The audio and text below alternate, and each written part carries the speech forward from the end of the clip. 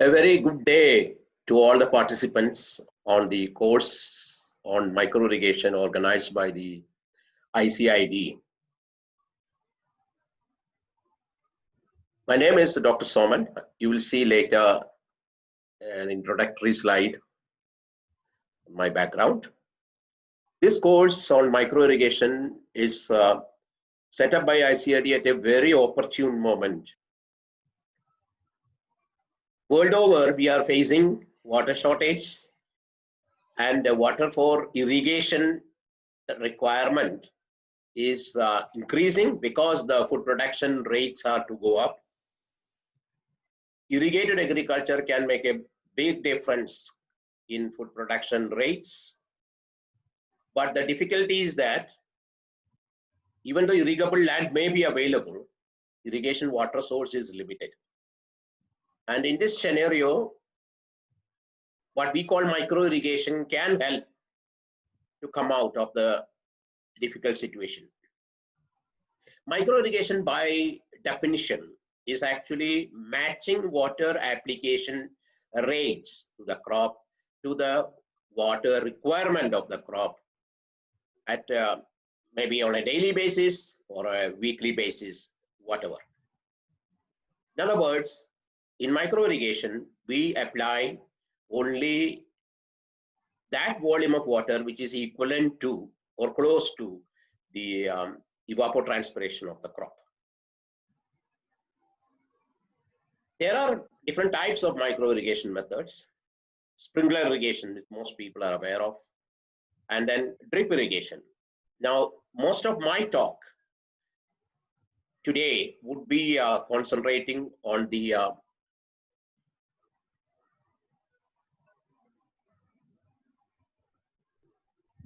drip irrigation, because that is probably the most precise way of applying water, and of course fertilizer too through the system, and it provides you the highest water use efficiency of the crop. In other words, lower water usage and relatively higher crop productivity. Both together will give highest water use efficiency.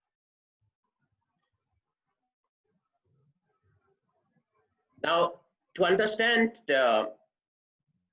even for irrigation engineers and agriculture scientists, agronomists, what is exactly the way micro irrigation works? For most people, micro irrigation probably, or drip irrigation probably, is a visualization of a large number of black color tubes or red color or brown color tubes on the ground. And from different points on the system, water emits at certain rate. But this is what you see when it is implemented into the field. But before this is implemented into the field, there are certain things the design engineer or the agronomist or two together will have to take into consideration for a successfully operating drip irrigation system in the field. And the basic of this and the basis of that design is actually a complete knowledge about the soil plant water relations, or how water behaves in the soil, in the plant, and how these are connected. Most of you know that soil holds water, plant root absorbs water, and plant leaves let out water as transpiration. This is what the thing. This is what the continuum that we are talking about. Takes it from the soil, passing through the plant, and letting out through the leaf. But a lot of important physical and physiological processes are there to make this more precise. So we will be talking about that in the first lecture. And this about me, just to give you an idea. I have a background in the crop water relationship right from the day I started doing PhD in the UK.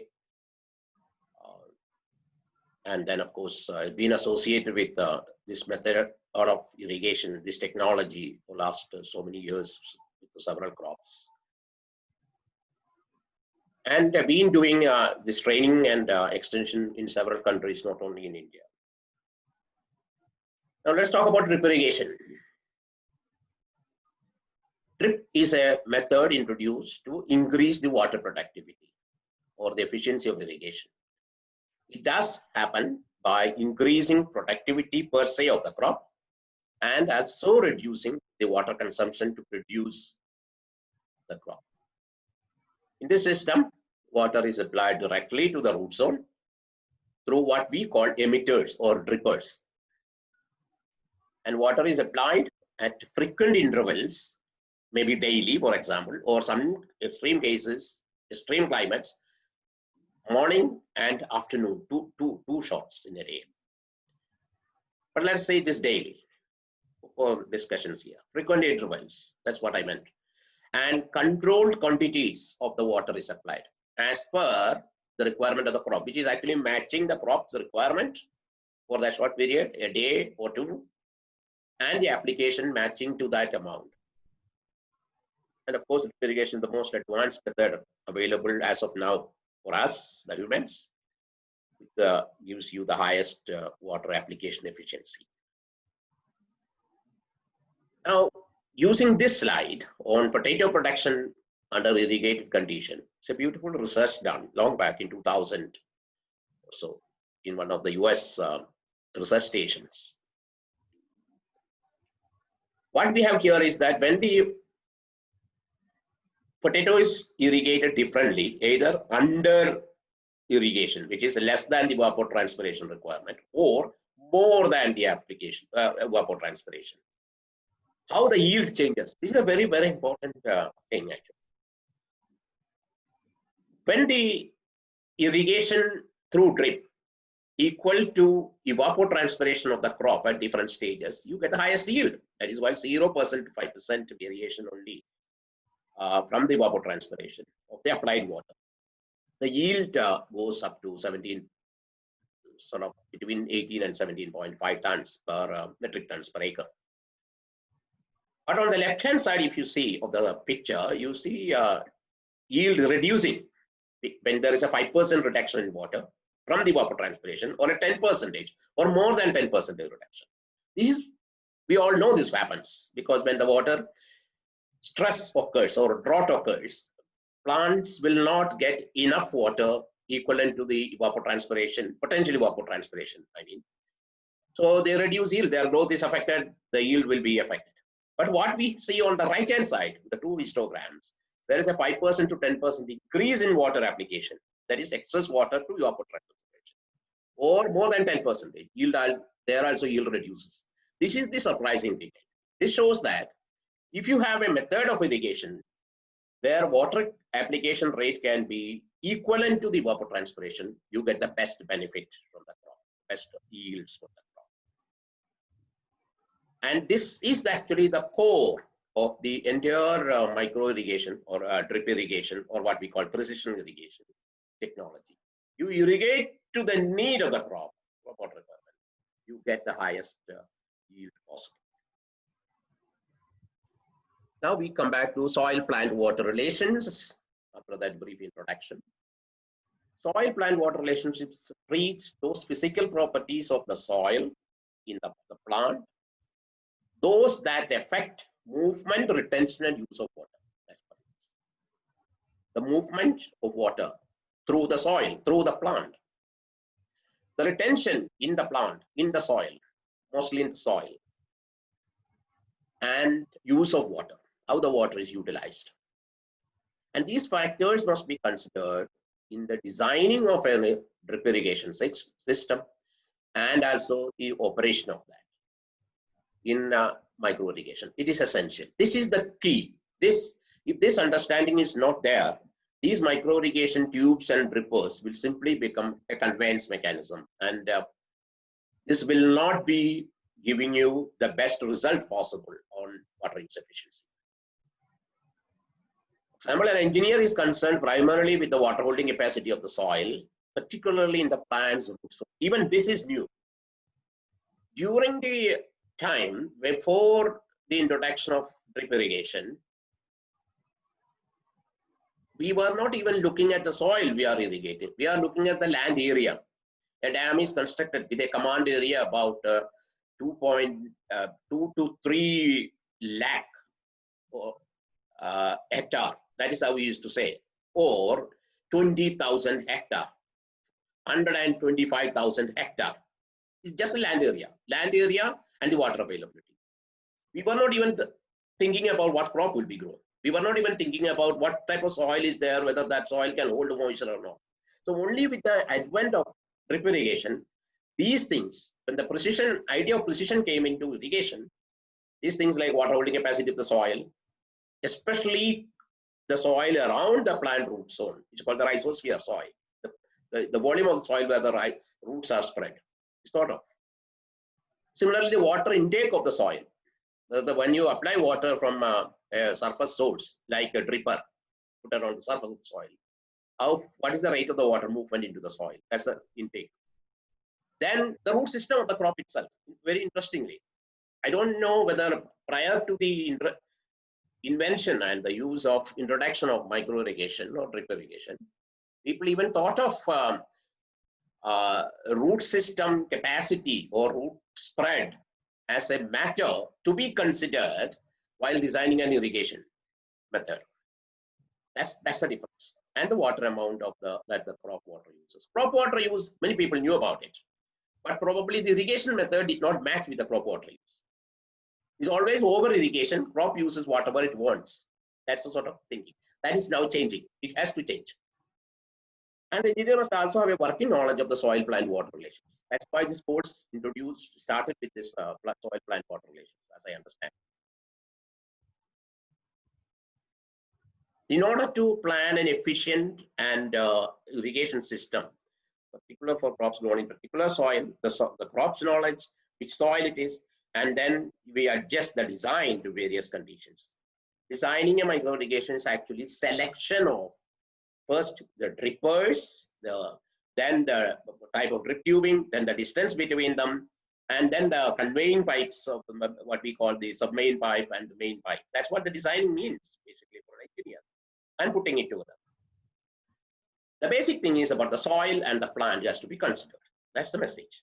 The general knowledge also enables the engineer to assist an irrigator. Irrigator is a farmer, for example, in managing the system efficiently.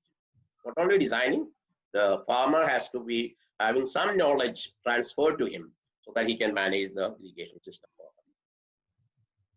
Now, when we talk about soil, we have there are many things we can talk about soil, but restricted to irrigation, we concentrate on one is the soil texture and the other is the structure. Texture is the size distribution of the various particles. The particles are sand, silt, and clay, the three main types of particles. What proportion they are available in the soil is the texture. This is it will have a very telling effect, very important effect on irrigation, micro irrigation, on drip irrigation, design and dripper placement, for example, drip tube placement, for example. You will come to know later. And the structure of the soil is actually these particles, which we already mentioned. They are aggregated or grouped into larger units called aggregates, clods, crusts, and hard pans. These are the soil structure. Okay. Now, just to go into a bit details about the soil texture, we have sand, which is probably the largest, the biggest particle size, which has got a very range, 2 to 4.75 millimeter in acquired sand, the builder's sand, for example. Then 0.425 2 millimeter, which is called the medium sand, and 0.075 to 0.425 is the fine sand. Sand itself has got variation. Let's say basically sand particles have a very wide range of sizes, 0.075 millimeter to 0.75 millimeter. Because they are big, they also produce interparticular space called the pore, the porosity, the pore in the soil. They are very big, but less in number. They have very good aeration. They improve aeration because they are large in size. And they also allow good drainage, that is movement of water down and keep it moving away from the root zone. Then we have the intermediate type, which is called the silt, which is particle size 0.002 to 0.06 millimeter. Their pores are smaller, but they are more in number per unit volume of the soil. And drainage would be lesser than that happens in sand. but more compared to the next particle size, which is the clay. The clay has the smallest particle size, less than 0.002 millimeter. And these microscopic particles and the smallest pores, they are so tightly packed. These allow rapid drainage. Some drainage do occur, that is moving down and then leaving the root zone. But they, in general, they act in a way of impenetrable to the water movement. The particles also can stick together in certain clays, become a gluey mass when it is wet. And the pores are small, they retain water, they retain for a longer duration of it. The more water they retain against drainage, and then they retain for a longer time. So we have the soil water holding capacity is high in clay, and duration also is high. Now we have a mixture of these three, that is sand, silt, and clay particles come, we call it a loam, which is most of the soils are loams. Because a pure sand and a pure clay or pure silt is seldom seen. It's actually a mixture because of the activities, especially the mechanical activities on top of the soil. Based on the three components which we explained already, and which one is the highest component, the soil gets the name of sandy loam, where sand is high, silty loam, silt is high in fraction, and clay loam, clay is high. That is how it's been decided. So to do drip irrigation system, the first thing a designer would ask, what is the texture of the soil? Please tell me. Because as you understand, as I go along, you will understand that how that's going to help the precision, achievement of precision. If that knowledge is important for the achievement of precision in irrigation. Now, let us say soil texture affects soil moisture. We have clay soil, just a densely packed particle sizes, very little space for water or air. And the water, as it enters slowly. Because it enters slowly, if the emission from the dripper or the water providing body is faster than the movement in the soil, then you get bonding on the surface as well as runoff. Water will, on the surface of the soil itself, will move. But clay soil, once water enters, will hold water for a very long time, which I was explaining. Then you have sandy soil. It's a very loose, plenty of space for water or air is available. Water is absorbed very fast, and runoff usually does not occur because it don't allow. Before that, the drainage, the water movement down to the profile will take place. And when wet, water tends to be straight down through the column of the sandy soil, and because of this, water holding capacity is less, and soil can dry out very fast. Then we have a loam. Loam soil, it has an ideal state between clay and sand. Make sure its water absorption rate is greater than that of clay soil, but lesser than that of the sandy soil, as we all know. Loam will hold water well and dry out at a medium rate, which is faster than sand and slower than clay. Now, this is what exactly what this is what a soil is. We have about 49% in the soil minerals, what we call the metals and non-metals. Different issues. We have the nitrates, we have the potassium, we have the phosphates, we have zinc. These are that, and then the clay main mineral silica in the soil, which is most of the soil have silica. Okay, and we have calcium, magnesium, all that sort of thing. Then we have about 1%, very little, of organic matter in the soil by virtue of the disintegration of organic plant material or animal residue. This is what the organic manure or organic material or organic manure added to the soil. Or 25% air and 25% water. This is the balanced soil. Now, what happens is that in a flooding situation or a furrow irrigation situation where water is excess applied to the soil, all the air spaces will also be occupied by water, and soil becomes saturated, and sometimes we call it waterlogged because there is no air at all the points. And that's not good for crop growth. Similarly, when the soil dries off, most of the water is going off, Either first it has gone through the drainage part, then it evaporated out over a period of time before the next irrigation comes in. We have plenty of air in the soil, but we do not have moisture. Now, water in soil, technically speaking, the three main components are gravitational water. It is the water, when you apply water to the soil or a field, a lot of water will enter the soil and get drained down.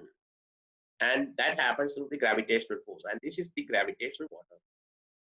And as you can see in the next slide, how I have tried to explain this. And this water is normally not available to the crop roots or the crop.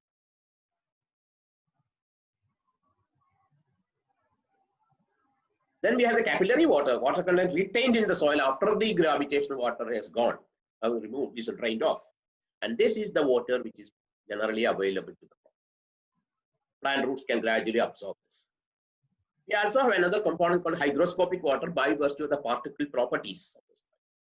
For example, if you take in a completely dried soil from a drought oven, overnight drying, and the dry soil, we keep in a moist air with some moisture, immediately they get wetted. And that is the fraction, basically, to explain easily, hygroscopic water. And even this is not, it's a thin film around the particles of the soil. This is also not available to the crop. Now we see this in a more figurative way. This is my favorite diagram. Probably a lot of other people also use this to explain that. Now, we have put the components of water in three separate categories here, just for the sake of, they actually occur, water always occur together, by the way. But this is, once you irrigate to the maximum in the soil, we have, that is not the water above the ground, flowing around the ground. I'm talking about within the soil. We have a major component in a saturated soil. From the point of saturation, as you go down to the field capacity, this water goes down by the force of gravity as a drainage. And this is probably the largest fraction of water in any particular soil. And it varies with what fraction it is. In this case, about 40% it is bigger. What fraction it is actually depends upon the soil type or soil texture. Okay, gravitational water here is not available to the crop. It goes by drainage. Once all the water is drained, then soil will be just wet.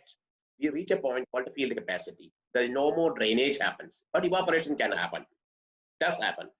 And this is the water we call the available, plant available water, from the point of field capacity to the permanent wilting point of the crop. When the crop starts wilting, and the wilting itself, there are two types: temporary wilting, the midday wilting, which happens in the crops. Next day, night, the coming ensuing night, they will recover. And it will continue. If water is still not added to the crop, when they wilt forever. That's the permanent wilting.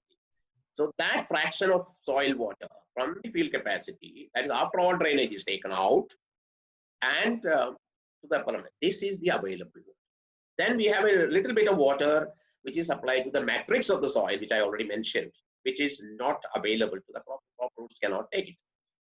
Now what it says is that in a real irrigation, as far as the crop is concerned, we need to apply only the available water fraction. But can we do that in a normal irrigation situation? Now, before the invention or introduction of drip irrigation system, or more estimated water irrigation systems, micro irrigation systems, there was no way to apply only the available water. There will be always either less than available or more than available. So it means some parts of gravitational water is also applied, and that goes by drainage.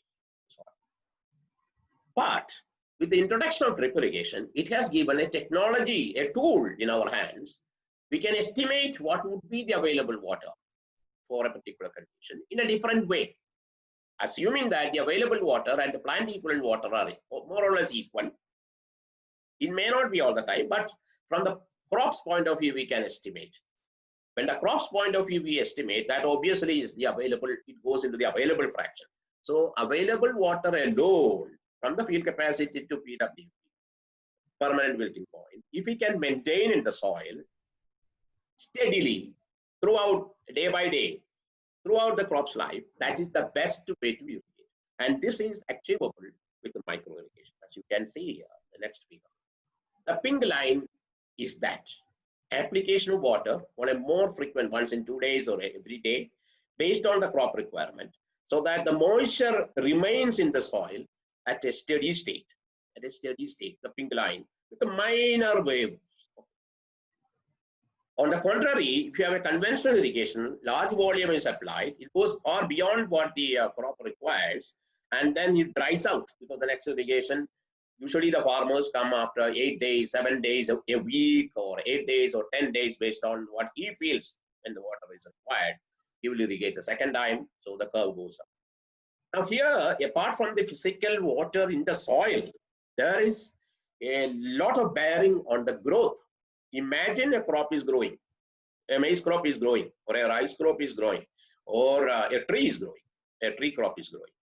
What happens? The conventional irrigation is that it's just few days the water will be excess in the soil, which is not good for roots, because air is not there. So the growth is restricted. Then it comes to somewhere at the available zone, plant takes up water, but as it dries up again, it again goes to a stage where water is less. Water cannot be taken out, or growth will stop. So we get a cyclic high growth and a low growth in a conventional irrigation. In drip irrigation, because we are maintaining same wetness level through estimated amount of water in the system applied to the soil, the growth will be steady, rate will be maintained. There's no highs and lows. And that is the reason why for several crops, when irrigation system is changed, method is changed from flow or furrow irrigation to drip irrigation, yield improve. This is the only reason. There is another reason, of course, when you add fertilizer also through the drip irrigation system, even the fertilizer use becomes sort of at a decent rate maintained throughout, rather than an up and down rate. That also adds to it, but water alone can actually improve the yield when it is applied as per the requirement, and the decent way the field capacity is maintained throughout. So we don't have the excesses of extra water, we don't have the excess, the very low drying situation. That's what is achieved through micro drip irrigation. Now, during the late 60s and 70s, the soil plant water relations, the science of that got a boost by the introduction of the energy state of water. The free energy concept which is a physics concept in physics, is introduced into the water in the plant, water in the soil, and water in the atmosphere, water vapor in the atmosphere. And the energy state of water is termed as water potential. Now, for plant water potential, it's an algebraic sum of solute potential by virtue of the salt inside the cells, or solutes we call it, plus and minus both, negatively and positively charged. Then the pressure potential and pressure potential. What is pressure potential? When a cell takes up water, it pushes the inside volume, inside liquid pushes and pressurizes the wall around, the membrane and the wall around of the cell. So it creates a little pressure. This is exactly what we physically see as turgid. The leaf is wilted, the leaf is turgid when there is water, for example, just to make you familiar with the concept. And we have the metric potential, which is usually not taken into the calculation, but theoretically there is a potential, because this is the water which is going into the matrix of the cell wall or material. But there's a very minor component. For example, the changes in the variations in the solute component and the pressure component will affect the water content in the soil, in the plant, so greatly, so much, while the metric component has a minor effect. So in most of the calculations and practical plant water relations, only psi S, which is the solute potential, and psi P, which is the pressure potential, is considered. That's just like this. Because it does not cause much variation in the water content to the variation in the water potential. Now, why I'm talking about water potential? Because this unifying principle, which is very interesting, has helped in understanding soil plant water relations more than what we used to know. The water potential system treats, first of all, water in the soil, in the plant, and atmosphere as a continuum.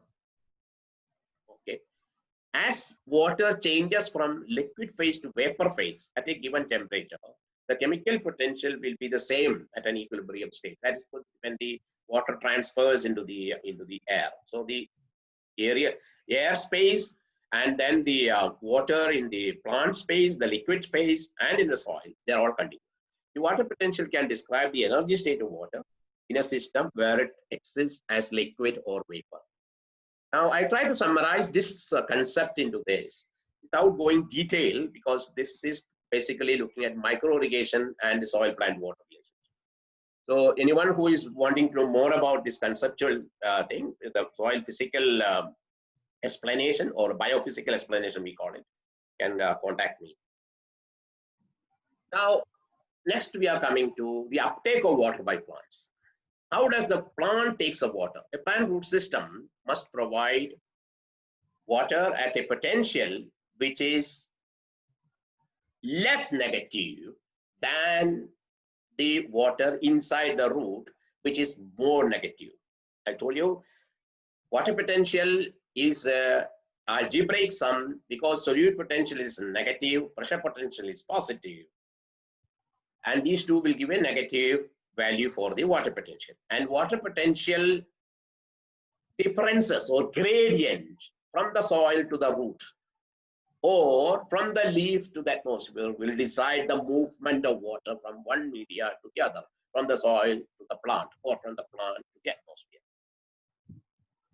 The root water potential, it must be at a more negative value than the soil water potential. Then water will move from the soil to the roots. That's an example. And at the wilting point, the maximum negative water potential occurs in the crop, in the leaves or in the roots. And a plant can absorb water if the soil has got water available, or the available water amount goes up. Then wilting will not harm, it will recoup, the plant will recoup. At wilting point, plant can no longer extract water from the soil and it will be permanently stressed. That's the time permanent wilting point comes. Temporary wilting, as I mentioned earlier, happens on a daily basis or once in 2 days based on the soil water as well as the crop demand, the demand of transpiration. But if the crop is still not irrigated on a regular basis, the time will come when all the water through the plant is evaporated and the plant roots are not getting fresh supply. They get into a permanent wilting stage. You can see the figure also here. The figure clearly shows the soil particle and the water and air. That's the balanced state. If there's no air, it becomes a waterlogged state. It is not suitable for plant roots to take anything.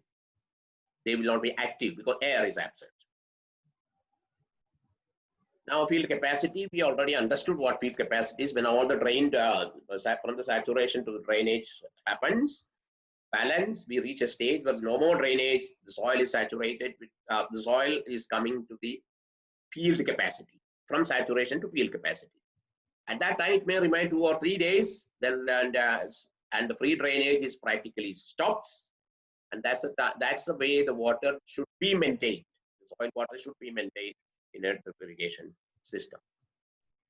Now we go think about water in the plant. We talked about water in the soil, then in the plant. During the life cycle of a plant, water, among other elements like air, fertilizer, they plays a role. So you need air, you need minerals, that is essential elements, that all comes from the soil. You need water also from the soil for the completion of the life cycle of a plant properly. Water maintains, first of all, the water is available or not, maintains the turgidity of the plant cells. The erect nature of the crop is actually maintained because water is available in the cells to provide the turgidity. And water accounts something like about 85% of the body weight of an actively growing plant, 85 to 90%. in the younger tissue, plants, and as the plant matures, because more storage tissues form, more cells get hardened, cell wall hardening happens, all this. Still then, in a mature plant, about 50% is water. Water also provides a chemical, to the chemical reaction of photosynthesis. A molecule of water is split into oxygen and hydrogen to generate enough electrons for the production of carbohydrate. So this step in photosynthesis is called photolysis, splitting of water.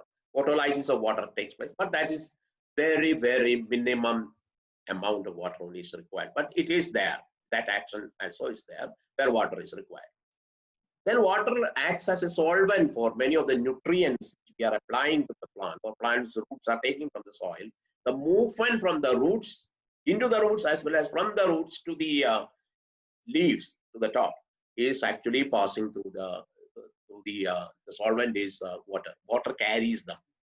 Not only that, water also carries down the synthesized food in the leaf to the storage organs or to the roots.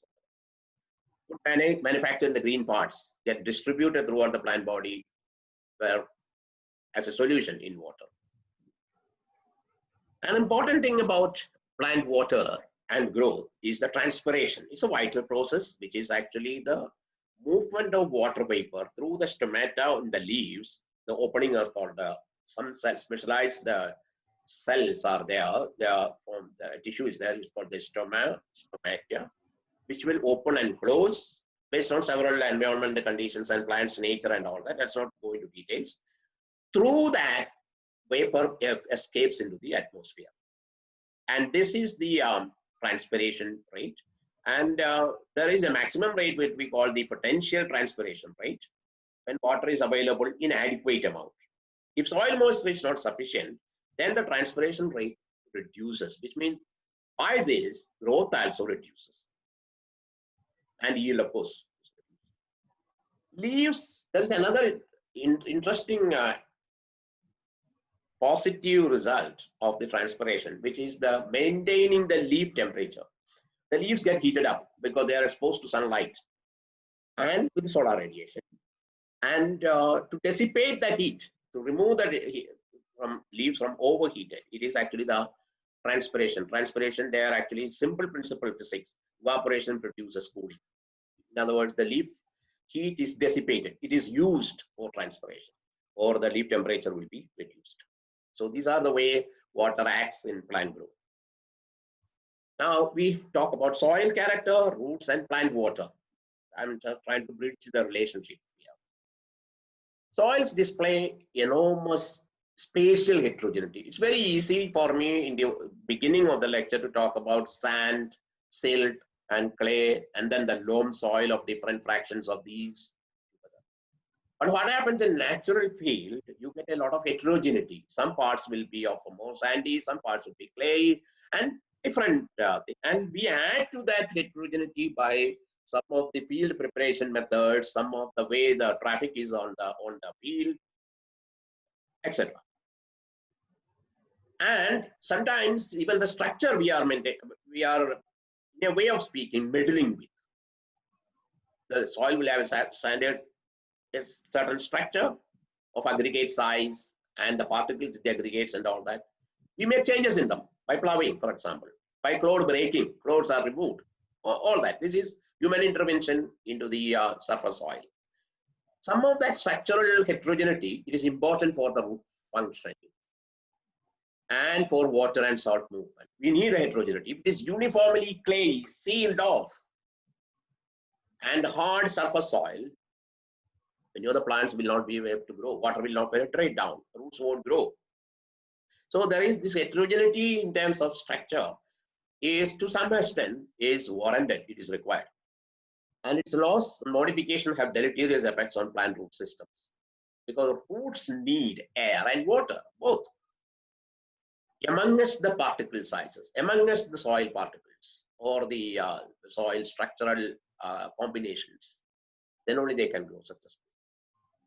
Currently, very little information is available on the spatial, particularly short distances and temporal variation in soil properties, because it is difficult to study, to estimate it. That's the main reason.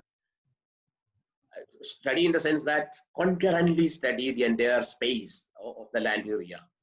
Right? We are taking only samples from different locations representing the regions of the field. That's what we do. Now we have this term called water use efficiency. All of you are aware of this. It is the amount of water transferred to the amount of water applied. And amount of transferred actually produces a product, which is the plant yield, the yield of the crop.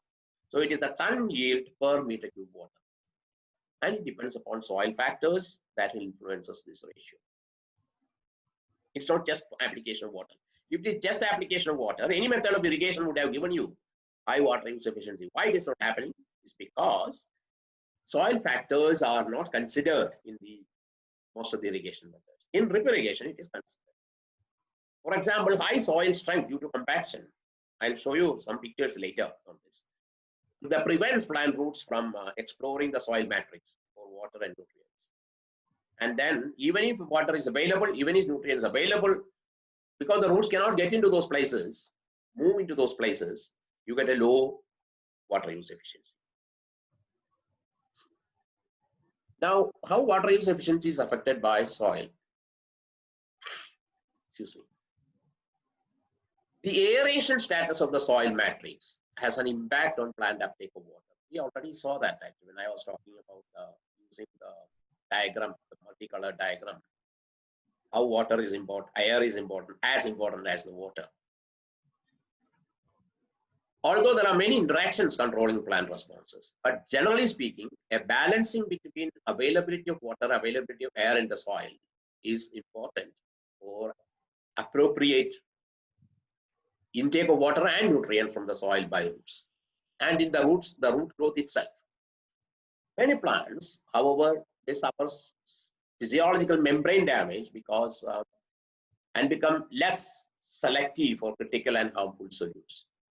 That is also an issue when the membrane damage happens. Even toxic elements get in. And the problem is that they get a very difficult situation because of the water and the nutrients available and the lack of air.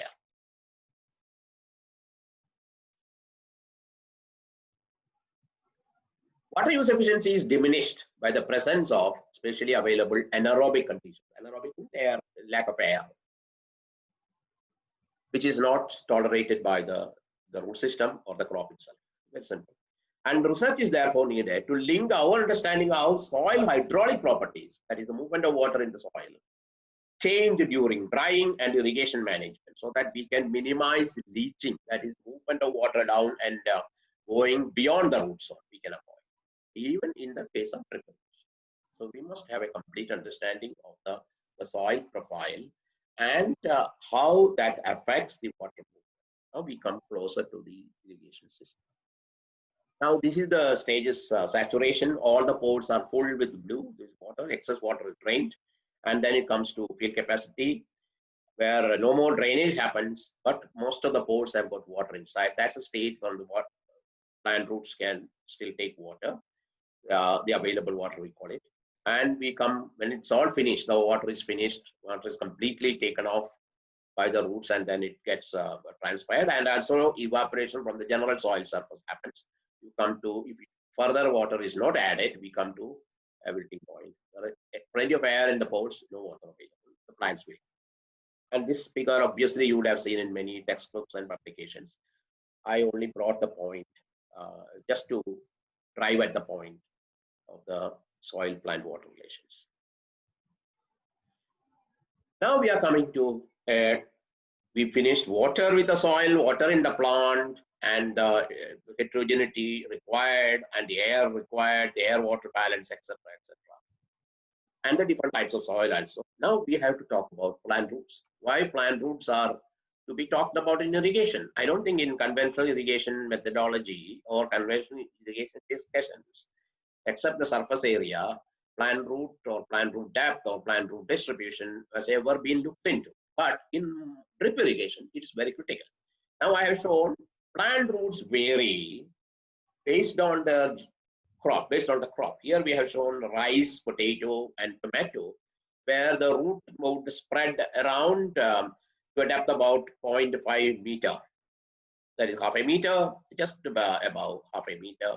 And most of the absorption of the water and minerals takes place from the 0 to 0.5 depth of the soil. Now here the horizontal spread also is more or less, you have seen it actually, about 0.5 meter on either side or on a radius way. It's not on either the side, it's a circle. So this volume of the soil within the 0.5 meter depth and almost 0.5 meter radius is the, if you take the volume of the soil, that is what we call the rhizospherical soil, the soil volume where roots are exhausting water and minerals or taking water and minerals. Now this is rice, potato, tomato. These are shallow rooted plants. Now we look at some moderately deep rooted, where the roots go deeper than the 0.5 meter millets, groundnut, green gram. And then we have more deep rooted. These are some of the crops where they grow up to 1 meter. I'm not talking about trees here, please understand. Then somebody, one or two of you may have a question to ask. What happened to tree? You are not talking about it. But trees also, in the case of trees also, the water absorbing and mineral absorbing roots are actually on the close to the surface. And they may go about a meter or a meter and a half into the profile. That's what all of us know. So the deep rooted plants using sugarcane or cotton, I'm just trying to give you an idea where in a precision irrigation technology like drip irrigation, water should be placed. It should not go beyond a meter, for example, in terms of cotton, beyond half a meter, for example, in terms of rice. That's the idea. Now, I have given from the literature, of course, it's available, the depth to which the roots are growing or for different crops, the maximum effective depth, we call it in feet. So we have alfalfa here, 3 to 10 feet. Okay, a feet, 30 centimeter. So alfalfa root, according to this, can go up to 3 meter. Banana, 1.3 feet to 2.6, very shallow rooted, very shallow rooted. You take a medium-sized bushy tree, olive, it goes up to 6.6 feet deep, like that. So this sort of data is very critical, that information, when an engineer actually going to design a system for cucumber or dates or groundnuts, for example. Okay, that's what the purpose is. Root depth and rhizosphere distribution, root distribution in the topsoil, how far it goes laterally and how deep it goes has to be considered when designing the drip irrigation. There is one more factor in this. It is not that the entire root rhizosphere is capable of taking water, for example. In this case, this again is a textbook diagram only, but it gives a good figure, good idea about what I'm going to talk about it. If you look at it, if the total root distribution vertical down is divided into 5 or 4 in this case, we are getting the first 20 centimeters, 0 to 20 centimeter soil zone or rhizosphere zone takes about 40% of the water required. You can put sugarcane or even maize in this case. The idea is that the surface 40 centimeter, that is 0 to 40 centimeter of the soil column, can supply almost 70% of the requirement. So water need not be percolating too deep. Is not required. Water absorption takes place mostly from the surface soil. I didn't say very surface, it's about 0 to 40 centimeter. Yeah.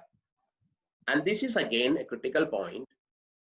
While designing, this knowledge also will be useful of a micro irrigation system design.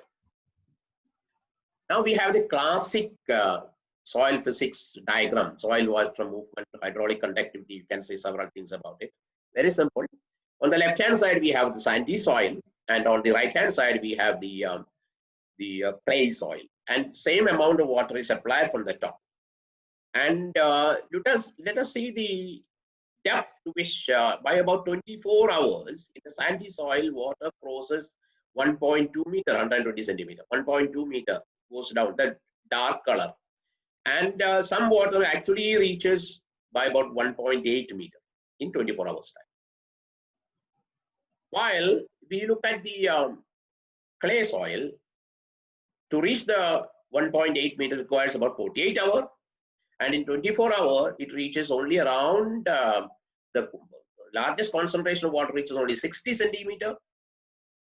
And then, of course, there will be still water moving down to reach about 90 centimeter. The point is, it is very slow. The percolation rate is slow. All of us know that. While in sand, it is faster. There's one other thing about it that's more important for designing. The surface spread. Okay, in sandy soil, very little. It is hardly 15 centimeter. If you look at the top and read from the bottom, the distance centimeter from center of the furrow or the water application point. Furrow is, in this case, let's say is a dripper application point.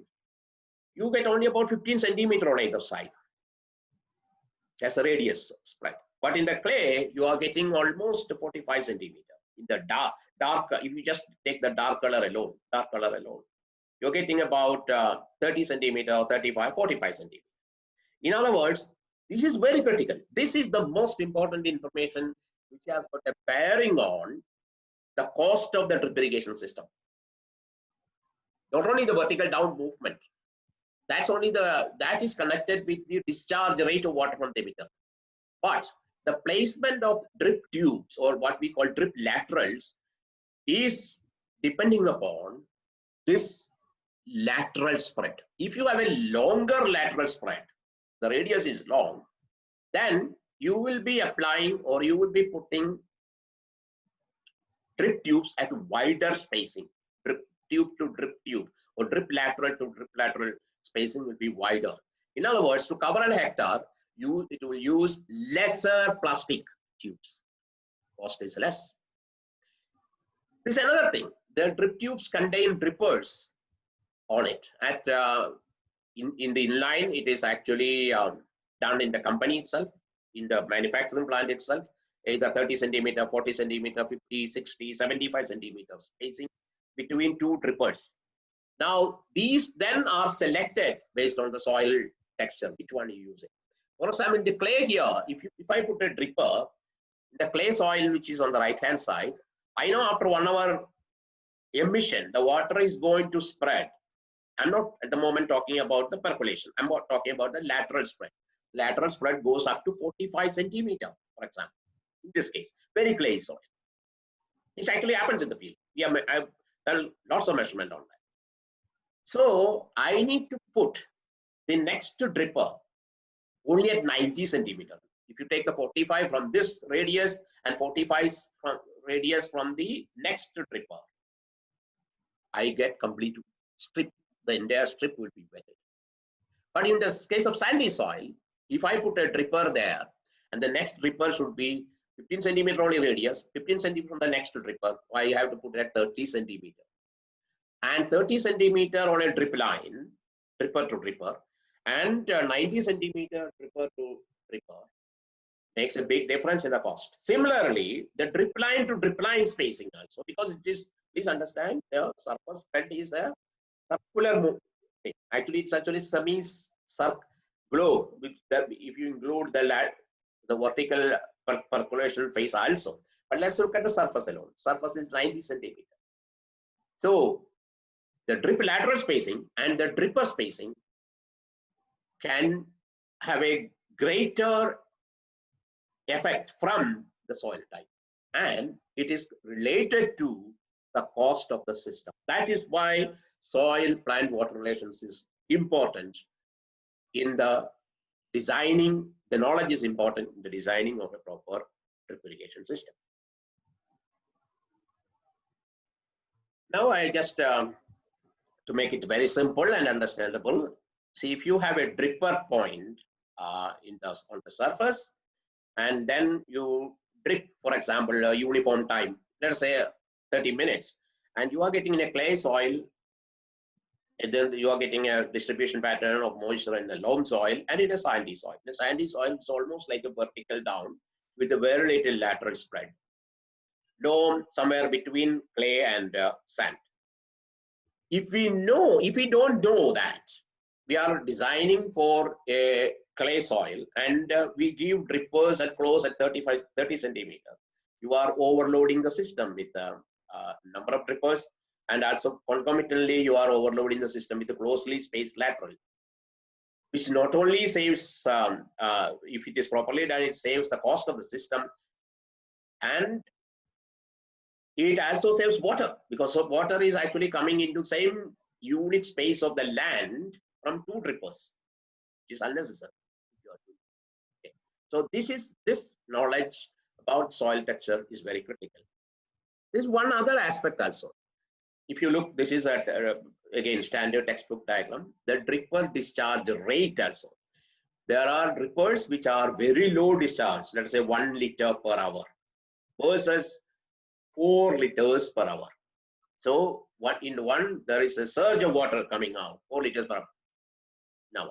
The other one is a very passive, very small amount is coming out. That also creates a, this is actually in a clay soil. You have the wetted soil with a low discharge, slightly lower percolation has taken place because water is coming at a slower rate. It gets time to go down before it gets laterally spread. That is why. But as a high discharge, you get a wider spacing. What you choose depends upon a number of combinations, which I will, what type of dripper, what type of discharge you choose will come later. Now, the same thing in a sandy soil, which we have the low discharge one just gives all the water as it comes in there. It doesn't get saturated in the surface. So what happens? Capillaries won't spread it. Before that, the gravity will bring it down. But in a high discharge, it is somewhere between the effect of capillaries will be slightly more than the effect of capillaries on the low discharge. So you get a spread of water better than if you have a high discharge in this case. So these are issues which the designer will take care of once he knows about the field and the soil. And in many cases, as in our case, in Jain Irrigation, where I work for, an agronomist, we are always consulted by the design engineers while choosing the lateral to lateral spacing, the dripper to dripper spacing, and the discharge rate. These three are very critical, not only for the precision of the irrigation, the water application rate as per the crop's requirement, but also as it impacts on the cost system. So we have now seen how soil texture and dripper placement, lateral placement moves. You will see more of this in my second lecture when I talk to you. This is an actual case. Please understand, in the real field, which I have actually studied this in this particular soil, sandy loam soil. This is in the Indian state of Andhra Pradesh, on the eastern side of India, south and eastern side, southeastern side of India, where the soil is actually a sandy loam, and the crop grown, you don't see in the things, you will see few roots on the side, the profile, is tobacco. Okay, I'm not talking about tobacco here. I'm talking about how the moisture movement. So we ran the drip irrigation system. You see the yellow color ruler right in the center of the ruler is the place where the dripper is located. You can see closer and see that. And it is run for about an hour. And then I started digging to locate the place, and then it continued to run. So you will see the water falling in the exact place where it's falling. Small ponding is there, but that's not the point. How the moisture is spreading to in a two-dimensional situation. Three-dimensional also you can see on the, if you look at the back side of the ruler. Okay. Obviously, this is not the type which we just saw in the drawings. Drawings are more of a methodical and it is demonstrative. The real case, this is what happens. The point here is that water spreads to either side more than 15, 20 centimeter. If you take the 30 centimeter ruler, and the center is the dripper, then it's almost 15, and then in some cases it's a bit extra if you look at one side. Okay, so the water has moved away, but it moved more into the vertical down, actually. If you see that, you can see the interesting, this is how moisture is spreading. And this knowledge of putting the next dripper and the next drip line in the field is taken from the soil. Now, I will show you another one. This happens because the soil is prepared very well. Typical farmer's preparation. The clods are broken, the rotation is plowed, this, then clods broken, then rotation done. Very nice seed bed you have. But there are certain cases it doesn't happen even if you do all that thing. See, for example, the same drip line in a different part of the field, you are seeing ponding, surface ponding, and very low water amounts, very low percolation. This is because the hard layer, which we call the hard pan, and farmers have a tendency to do once in, they are recommended to do once in 2 years or once in 3 years to rip the land, which is basically to put a deeper plow share and then break the clods for their proper root. But here, it has its impact on the soil moisture distribution also. If you are not preparing the field properly, and all the things which we talked about, the water movement and the rate of movement in clay versus sand, etc., will not work if there is a hard pad. That is what I wanted to show in this case. And when the water is not percolating, it just stays on the surface. You get surface coating there. So this is another important factor. That is why I have shown to drip line now. A well-prepared soil, you get a proper water distribution, both laterally as well as vertically. But in a poorly prepared cloudy soil, for example, lots of clouds were there. Water will remain in the top surface. You can see a small conical place with the dots in the picture. While water will not move in down to the same depth as the well-prepared soil, because water cannot move from cloud to cloud. Wider air space is available between clouds. When between particles they may move, between clouds they will not be able to. Unless suppose you flood irrigate. That I'm not talking about flood irrigation here. I'm talking about emitting at a specified rate from a dripper. So land preparation is important. This is what we would probably want to achieve. This is precision irrigation. Where the rhizosphere is there, most of the root systems, the soil volume containing most of the roots, all around that is the minerals and the water. The dots are actually demonstrating or to show that there are minerals also in a picturesque method. The point here is that this is the best way to irrigate. This will supply the crop water requirement, the moisture required for the crop. Now, I just copied each figure on either side to show in a row crop what will happen. We have 3 dripper lines or drip lines, or you have 3 dripping points in this case, and how the root system merges and water moves. What is very particular about this is that once you know the soil type, you will see the dripping rate inside. You will control the dripping rate as well as the dripper running duration, so that water will not go beyond the roots. Excuse me. Water will not go beyond the root system. If it goes, that's a waste. That's the point. So the precision is maintained by all this knowledge applied properly with consideration of high water use efficiency. This is another case.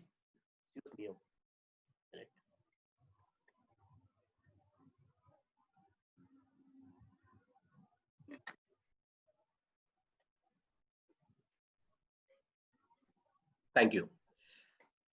Here we have drip lines on 2 lines of chili plant. The chili is planted into very sandy soil.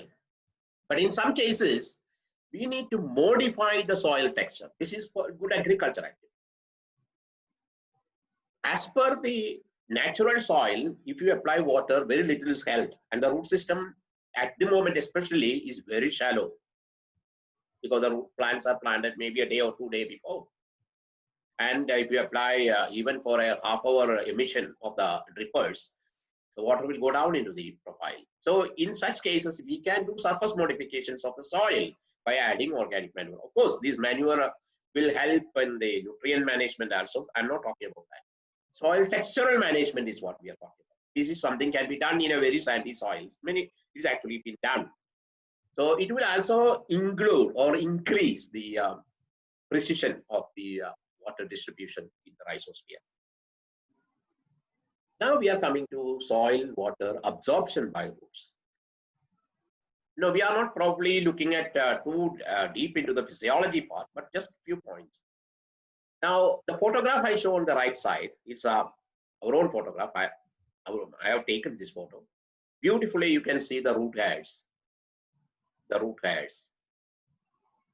This is from banana. Banana roots are very surface and it's easy, and even photographing is easier. You don't need a high resolution camera or anything to get this. Now, the root hairs, which you can see on the left side, as in the drawing, also are through which water enters the water is absorbed by the roots. And on the far left, you see the root hair connected to the epidermis, that is the outside layer cell, a tissue called epidermis, which has got the far outside layer of the root tissue. And then we have the cortical cells, the cortex, the water moves through the arrow and gets the conducting tube. Once they get in the conducting tube, they start moving upwards towards the leaves. We'll talk about it slightly later. So moisture absorption, interestingly, root hairs are not absorbing from floating liquid water. That's very, very rarely happens only in some cases. They don't actually be able to absorb. They absorb the wetness. That's what we call soil moisture, not soil water, in the soil. The wetness in the soil, they absorb water, moisture from that, and transport it to the interior conducting vessel called the xylem. Now the last diagram, the one on the left-hand side corner, the color one, will also show how movement of water from the roots, the epidermis cell, to the cortex. Cortex is in several layers of cell, only one is shown, and to the endodermis. It's a thick layer of cells which is separating the cortex with the conducting elements. Conducting elements simply say the pipeline, the conveyance pipelines inside the roots, which moves water vertically up to the stem and then to the leaf. They are continuous. Now, this water movement, I'm not going to the physiology again here, just a point, happens both through the cellular sap, the liquid available in the cell, from cell to cell. That is called symplastic movement of water. And also through the cell walls, the light green, light blue color in this case, of the cells, but you see on the left-hand diagram down, left corner, left bottom corner of the figure. There, water moves on apoplastic. Both apoplastic and symplastic finally end up in the xylem conducting vessel, where water moves to the top. That's what you have shown here, the xylem vessel. Water transport happens, and this transport is called in plant physiology ascent of sap or translocation of water. This is different from the movement of water and stored food or synthesized food in the phloem vessel, which I also showed in the picture, which is two-way direction, bidirectional. It moves down, it moves up also. Okay, based on the requirement where the storage tissue is, etc., etc. We are not talking about that. We are talking about the water.